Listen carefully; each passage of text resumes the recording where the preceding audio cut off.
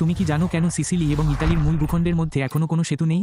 সিসিলিতে প্রায় 50 লক্ষ লোক বাস করে এবং মেসিনার সোজা পথ পেরিয়ে এটি দেশের বাকি অংশ থেকে মাত্র 3 কিলোমিটার দূরে অবস্থিত, যা ইতিমধ্যে নির্মিত অন্যান্য প্রকল্পের তুলনায় খুব বেশি নয়।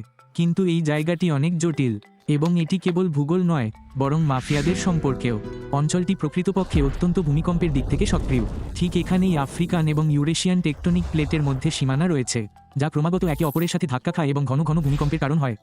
এই কারণেই 1908 সালে এই অঞ্চলে ইউরোপীয় ইতিহাসের সবচেয়ে বিধ্বংসী ভূমিকম্পগুলির মধ্যে একটি ঘটেছিল, যার মাত্রা ছিল 7.2, যার ফলে প্রায় 80,000 জন প্রাণ হারিয়েছিলেন।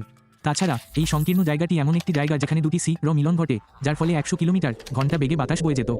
এত কিছুর পরেও একটি সেতু নির্মাণ এখনও সম্ভব। এমনকি একটি সম্পূর্ণ নকশাও রয়েছে যা সমস্ত ভৌগোলিক চ্যালেঞ্জ বিবেচনা করে। এই স্প্যানটি 3 কিলোমিটারেরও বেশি লম্বা হবে, যা এটিকে বিশ্বের দীর্ঘতম ঝুলন্ত সেতু হিসেবে গড়ে তুলবে এবং এটি সবচেয়ে ব্যয়বহুল হবে। আনুমানিক খরচ হবে প্রায় 15 বিলিয়ন ইউরো।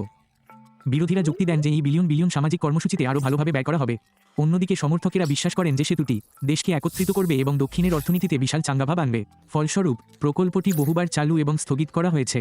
প্রতিবারই বিপুল পরিমাণ অর্থ বরাদ্দ করা হয়েছে এবং সম্ভবত এখানেই আসল কারণ নিহিত: সরকারের মধ্যে দুর্নীতি এবং সিসিলিয়ান মাফিয়াদের প্রভাব, যারা নির্মাণ শিল্পের বেশিরভাগ অংশ নিয়ন্ত্রণ করে এবং প্রকল্পটি অসম্পূর্ণ রাখার আগ্রহ রাখে, কারণ যতক্ষণ এটি চলছে ততক্ষণ প্রবাহিত হতে থাকে।